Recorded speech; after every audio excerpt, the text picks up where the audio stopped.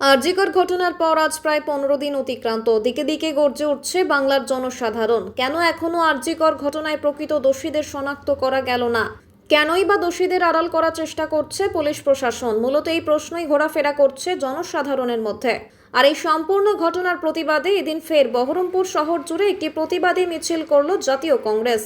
এদিন সন্ধ্যায় বহরমপুরে জেলা কংগ্রেস কার্যালয় থেকে শুরু করে কংগ্রেসের এই বিক্ষোভ তথা প্রতিবাদী মিছিল পরিক্রমা করে সারা শহর। এই মিছিলে নেতৃত্ব দেন প্রদেশ কংগ্রেস সভাপতি অধীর রঞ্জন চৌধুরী। এছাড়াও মিছিলে সামিল ছিলেন মুর্শিদাবাদ জেলা কংগ্রেস ও বহরমপুর ব্লক তথা বহরমপুর টাউন কংগ্রেসের সর্বস্তরের নেতারা।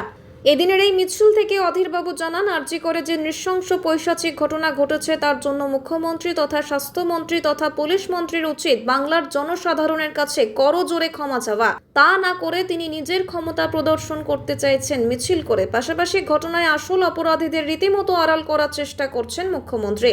বাংলার মানুষ এটা মানছে না, কখনোই মানবেন না।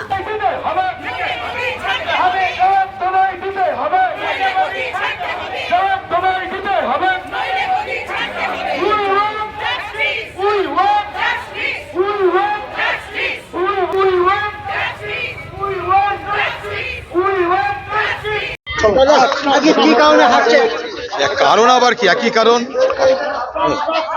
কোনো কারণ নেই, বিচার চাই সেই কারণ।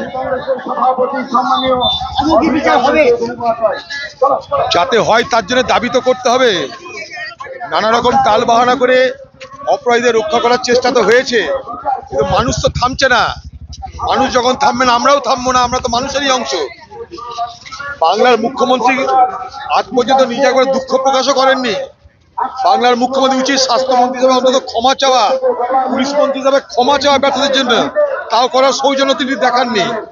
মানুষ থামছে না, তাই পাল্টা মিছিল করছে, পাল্টা তার দলের লোককে নামিয়ে দিচ্ছে ময়দানে।